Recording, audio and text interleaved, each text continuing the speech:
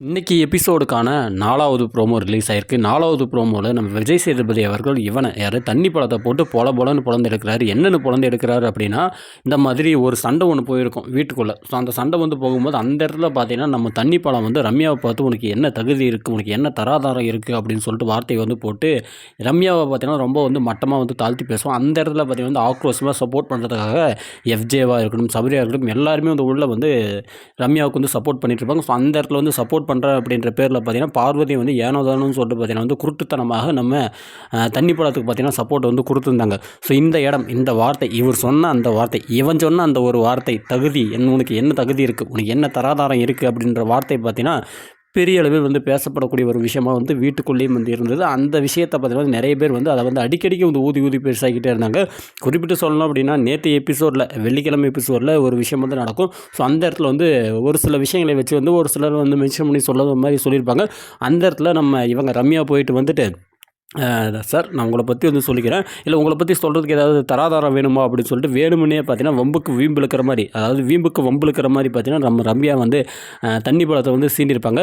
தண்ணி பழம் ஏதோ தனக்குள்ளே பெரிய பிடுங்கி மயிருன்னு ஐயோ கேட்ட வார்த்தை பேசினேன். ஆமாம், தனக்குள்ளே ஒரு பெரிய பிடுங்கி மயிருன்னு நினச்சிருக்கான் போல். சப்போர்ட் பண்ணுறாங்க, யார் சப்போர்ட் பண்ணலன்னு இல்லை, என்ன காரணத்துக்காக சப்போர்ட் பண்ணுறாங்க அப்படின்னா, உள்ளே இருக்கிறான் அப்படின்னா ஒரு ஜாலியாக இருக்குது, மற்றவங்க எல்லாருமே ஒரு ரஃப்பாக ஒரு ரகடாக இருக்கிற மத்தியில் இந்த இடத்துல பார்த்தீங்கன்னா ஒரு டம்மி பீஸ் வந்திருக்கு. இவன் எல்லாத்தையும் என்டர்டெயின் பண்ணுறானே அப்படின்ற அந்த ஒரு எண்ணத்தில் தான் எல்லாருமே சப்போர்ட் பண்ணுறாங்க. ஆனால் இவன் அதை புரிஞ்சுக்கிறது, தான் ஒரு நடிப்பு அரக்கன் அப்படின்னு சொல்லிட்டு எல்லா கேமரா முன்னாடியும் போயிட்டு கத்தி பார்த்தீங்கன்னா எச்சையால் கேமராவை கழுவி விட்டு வரான். அந்தளவுக்கு உள்ள விஷயத்தை பண்ணுறான். ஒரு விஷயம் மட்டும் புரியவே மாட்டேங்குது. என்ன விஷயம் அப்படின்னா, இவன் ஆள் மனசுக்குள்ளே அவன் என்ன சொன்னாலும் சரி, பெத்த தாயே சொன்னாலும் நான் நடிப்பு அரக்கன் தான் அப்படின்னு சொல்லிட்டு அவங்க அம்மா கிட்ட அரக்கன் நிற்பான் போல. அந்தளவுக்கு பார்த்தீங்கன்னா ரொம்ப ஒரு என்ன மைண்டுன்னே தெரியல.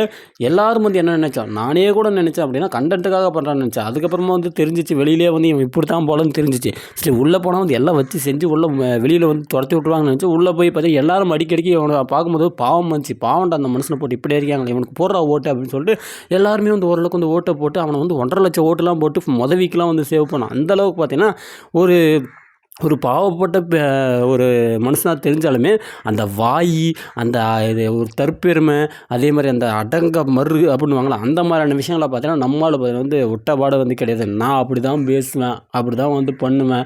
எவனா பேசினா ஐயோ போயான்றதா இருக்கட்டும், எல்லாத்தையும் மிரட்டுறதா இருக்கட்டும், நான் உனக்கு என்ன தெரியும், உனக்கு என்ன தகுதி இருக்குது, உனக்கு என்ன தராதா இருக்குது, ஆ ஊ அப்படின்னு சொல்லிட்டு பார்த்தீங்கன்னா எப்போ பார்த்தாலும் வீட்டுக்களை கத்திக்கினே இருக்கிறான். எனக்கு பார்க்கும்போதே ஒரு இரிட்டேட்டிங்காக இருக்குது. இன்றைக்கி கிட்டத்தட்ட ஒரு 10 நிமிஷமாச்சு இவனை நம்ம தலைவர் வச்சு செய்ய போகிறாரு. அது மட்டும் நல்லா தெளிவாகவும் தெரியுது.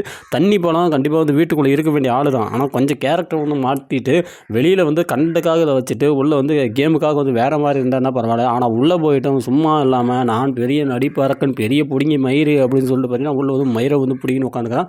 என்ன நடக்க போகுது இன்றைக்கி எபிசோடில் அப்படின்னு சொல்லிட்டு முழுமையாக பார்த்தால்தான் தெரியும். பார்ப்போம்.